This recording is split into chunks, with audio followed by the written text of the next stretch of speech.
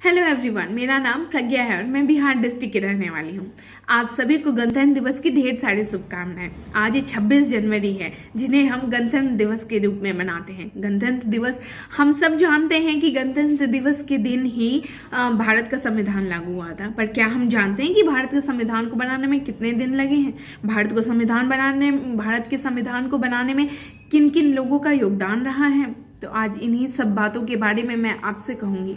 भारत के संविधान को बनाने में 2 साल 11 महीने और 18 दिन लगे हैं।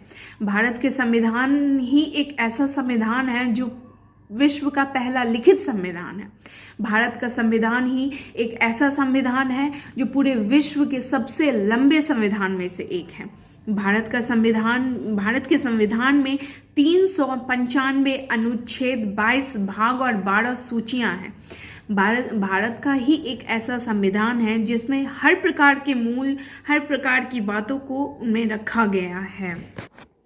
वैसे तो संविधान 1949 ईस्वी 26 नवंबर 1949 ईस्वी को ही बन के तैयार हो चुके थे, लेकिन इन्हें जवाहरलाल नेहरू के द्वारा प्रत्याशित 26 जनवरी 1950 को की गई थी।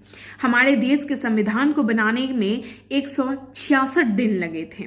इनके उपरांत ही कई रातों की नींद और कई दिनों का चयन के बाद इस संविधान का पूर्णतया गठन हुआ था, जिसे 26 जनवरी के दिन प्रत्याशित की गई थी।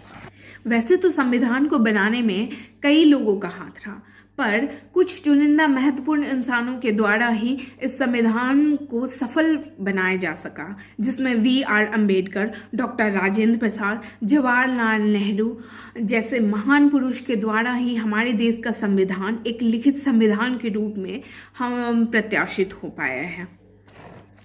विश्व के सर्वाधिक सफल संविधानों में से भारत का संविधान, दक्षिण अफ्रीका का संविधान और अमेरिका का संविधान ही अभी तक मूल रूप से एक सामान्य और मूल गठित संविधान बन पाया है, जिसे सभी व्यक्तियों द्वारा माननीय होता है।